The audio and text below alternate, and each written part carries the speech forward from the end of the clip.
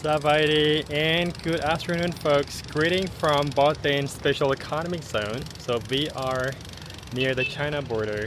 About 5 minutes walk from here behind us is to the border checkpoint.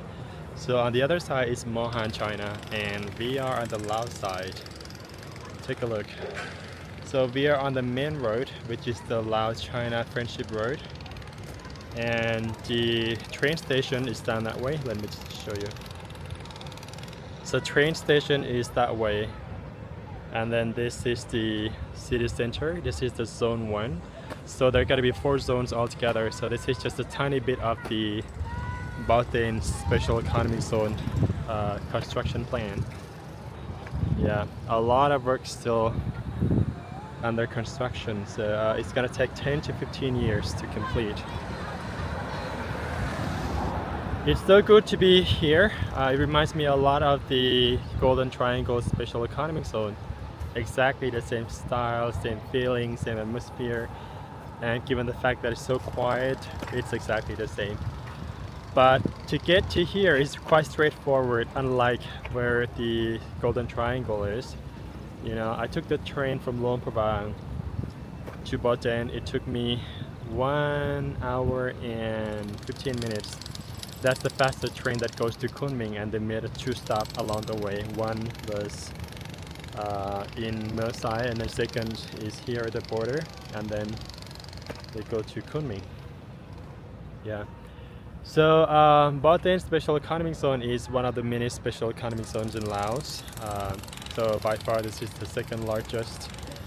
So there are 11 special economic zones in Laos, but only 6 are still operating, and 4, as I know, 4 are fully invested by Chinese money. So the Golden Triangle, this one, and Saiseta Development Zone, which is in the heart of Vientiane capital where all the tall buildings are. So it's going to be a modern smart city in the future. But for some reason, I think the construction was put on hold before the COVID, and there's no sign that they're going to resume it anytime soon. And the fourth one, which is going to be one of the largest, is going to be in 4,000 Island in the south in Cambodia border. It's called Sitandan Project. Again, it's fully invested by Chinese money. So yeah, I've always wanted to come here since a long time ago, but back then it was not safe. But now everything is safe, you know.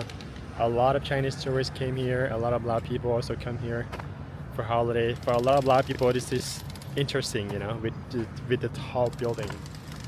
And I got the feeling that it's quite a healthy place. You know, people smile, people walk around and giggling, and they seemed very happy and not depressed like the one in Golden Triangle, you know. And there's no border checkpoint or anything. You don't have to show your passport to get in here, where in the Golden Triangle you have to show your ID card or passport. And you know, when you get in there, it feels a little bit uptight, a little bit depressed. But here is quite easy, you know. All right, let's take a look at the city center, see what's in there. Boten Dengam, or Boten Beautiful Land, previously known as Boten Golden City. So years ago, from 2007 to 2011, this town was very different. It was well known for its casinos, nightlife, and entertainment venues. Both international and domestic tourists were flocking into this place for one reason, and that is gambling. It was very popular, but all for the wrong reasons. You know, not just only gambling, but also prostitution, kidnapping, smuggling, drug and gun violence, and so on. So things got completely out of control until the Beijing and the Lao government came together to intervene and shut down the city for good in 2011. Boten is located in the northern tip of Luang Prabang province, bordered with Mohan, China. This town has been an important trading hub between Laos and China since 1989, when the public relations between the two countries first began. Today, Boten Special Economic Zone is one of the largest infrastructure investments in Laos. It was developed by Yunnan Haicheng Industrial Group Company Limited. The area spans 1,640 hectares of land with a signing contract of $10 billion. The Lao government first designated this zone in 2003, and after a notorious period as a casino outpost from 2007 to 2011, Boten was shut down and much of the population vacated the zone. Then in 2016, with the Belt and Road Initiative and the construction of the Laos-China Railway, Boten's strategic location has been seized on as an investment opportunity. So under a new Chinese developer, Boten is currently being refashioned into an urban and tourism center as well as a trade and logistics hub. Since the development, Boten has undergone dramatic changes over the past 2 decades. It has evolved from a remote border crossing before the year 2000 to a booming casino town from 2007 to 2011 to a border town experiencing a bust from 2011 to 2015 and is now an active construction site and city in the making since 2016. Now let's take a look at the history of Boten. Before entering the 1980s, Boten was just a small border village that was considered the most difficult place to reach due to its remote location and the road conditions, with only a small gatehouse stood near the crossing border. But everything has changed after Laos' economic opening in 1986 and the reforming of diplomatic relations with China began in 1989. Boten then became more strategically significant for trade and security. In 1991, a Lao-Chinese Joint Border Committee was formed to increase trade and Chinese commercial investments in Laos, and in 1995, the Lonamta district authorities designated a small commercial area along the road to encourage trade with Chinese merchants. This initiated the first of multiple resettlements and construction at the border, and in 2003, the government of Laos designated Boten one of the country's first special economic zones to reinforce economic activity and investment in Laos. As a result, the local community known as Tyler in a group who farmed the land was relocated in the early 2000s. Boten, however, remained a small commercial outpost until a private Hong Kong company was granted the concession to develop the area in 2007. So from 2007 to 2011, it was known as the heyday of Boten Golden City. In the early 2007, a Hong Kong-based travel entertainment developer and investment company leased over 1,000 hectares of land from the Lao government for 30 years with the option to renew it twice. And because gambling was illegal in neighboring China, Thailand, and Myanmar, so the company built Boten as a regional hub for such activities. In less than a year, hotels, casinos, bars, and massage parlors were constructed, and the casino outpost named Boten Golden City officially opened in the late 2007. At its height from 2010 to 2011, the zone attracted thousands of tourists and gamblers from China, Thailand, and Laos. However, the new rising city quickly developed a reputation as a lawless and violent place, rife with crime, prostitution, gambling, smuggling, and rumors of murder. There were also reports of indicted Chinese gamblers were held hostage, tortured, and killed. As Boten's bad reputation grew, Chinese authorities issued warnings to its citizens against visiting the zone due to the threat of crime. So under pressure from Beijing, the Lao government decided to intervene, leading to Boten Golden City's shutdown in 2011.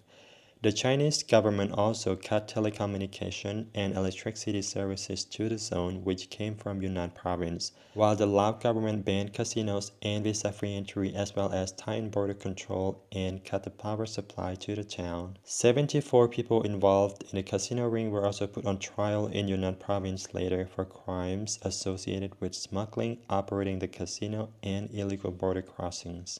So after the two governments intervened, the booming border town fell silent, businesses closed, and tourism was shut down, turning Boten into a complete ghost town. Then in April 2012, a Yunnan-based Haijiang Industrial Group Company Limited was permitted a 50-year land lease to redevelop the zone with options to extend from the Lao government under one condition, and that is no gambling rule. And the new development is focuses on 6 sectors: real estate, tourism, hotel management, property services, and construction engineering. The company has been instrumental in developing Boten as a transportation hub and urban center under its $10 billion construction plan. And today, the Golden City has become both a beautiful land and is envisioned and marketed as a new international city. The zone has become a space of anticipation, boasting promises of regional connectivity, modernity, and local culture. It is often referred to as the first stop in Southeast Asia on the Laos-China Railway, and it's Laos' largest project to date in terms of capital investment. Haijian's construction of Boten began in December 2016 and is projected to take 10 to 15 years to complete. In the meantime, the developer is seeking investors for many projects and businesses within the zone.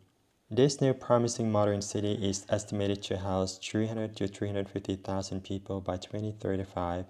As of 2020, approximately 2,000 people were living in Boten's special economic zone, and about 80% are Chinese and 20% are Lao, Thai, and Vietnamese workers. They accept Lao Kip, so that's good. I don't have to go starve. Well, the thing is that when I try to change money from Lao Kip into Chinese yuan, it's almost impossible because the banks won't sell you. That's one thing. Other thing, you can find it on the black market, but the rate is pretty bad. You're gonna lose a lot of money if you buy foreign currency. So anyway, I'm gonna have my meal. จ่ายเงินได้แล้วเพื่อนห้าในนี้ดอนแล้วอ่ะ คนแล้ว อยู่นี่ก็มีคนเหล่าไล่เนาะ นี่ส่วนใหญ่เป็นคนลาวขายเมื่อเที่ยวนี้นะ Oh. Alright, this is my first meal of the day. My favorite noodle we call pho. The same name as the one in Vietnam. They call it po. Probably pronounced as pho.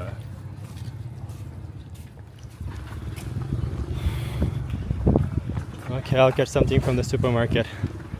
See if they accept Lao Kip or not.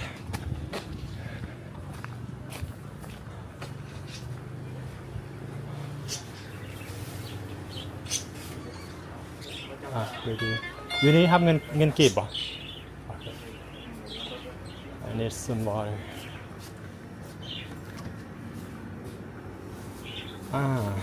Maybe.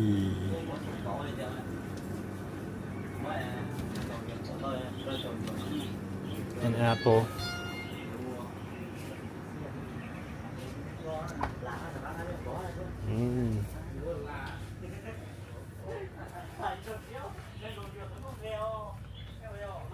Well, this is convenient, isn't it? I mean, they accept Lao Kip, unlike in the Golden Triangle, where they just don't accept at all inside the zone. Well, for the business owner that are Lao people, they accept it.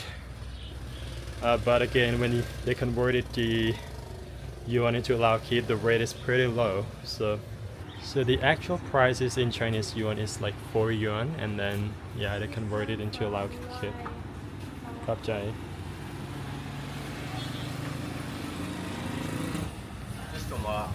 Hello. Hi. 这是什么？ It's the camera 这 for 好。 video. Yeah.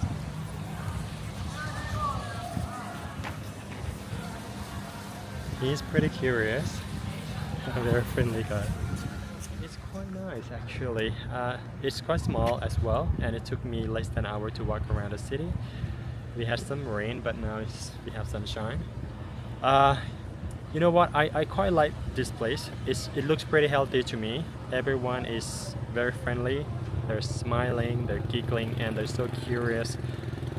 Unlike in the Golden Triangle, where everyone is so uptight, you know, they just look very serious. And I didn't feel safe like I'm feeling now when I was in the Golden Triangle, where here everyone just walk along the street and enjoy themselves, and it looks normal to me. So yeah, I like it. You know, see, tourists coming in and out, and people just go on with their life, working, and yeah.